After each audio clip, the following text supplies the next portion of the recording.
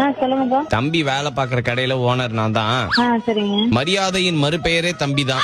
சரிங்க சார். சின்ன வயசுல இருந்து என்ன சாப்பிடுவாருங்க? சாப்பாடு தான் சார். அவ்வளவு எதுவும் வாங்கி கொடுக்க முடியல. உப்பு கிப்பு போடுவாரா சாப்பாடுல? உப்பு கிப்பு போட்டு சாப்பிடுவாரா? என்ன பண்ணிருக்கான் தெரியுமா உங்க பையன்? என்ன பண்ணிருக்காங்க சார்? பொது வெளியில எல்லா முன்னாடியும் எச்ச துப்பி இருக்கான். எதனால துப்பான்னு தெரியல. அது சரக்கு அடிச்சுதானா? கேட்டுக்கோங்க, தண்ணி அடிச்சிருக்காரா, அதனால துப்புனாராம். நீங்க ஒரு கடை வச்சுட்டு நான் வந்து குடிச்சு அப்படின்னு துப்புனா உங்களுக்கு ஓகேயா மேடம்? தினேஷ். சொல்லுமா. என்ன தினேஷ்? அட்டகத்தி தினேஷ். என்ன தினேஷ்னா என்னங்க பண்ணுவான்? இல்லம்மா, இந்த ஓனர் தான் சொல்லி கொடுத்தாரு. அவரு சொல்லி கொடுத்தா உனக்கு எங்கடா போகுது அறிவு? இப்ப நான் ஓனர் தான் மேடம். சாணி எடுத்து சந்தன மாதிரி பூசிக்கணும், எடுத்து பூசிப்பானா? கேளுங்க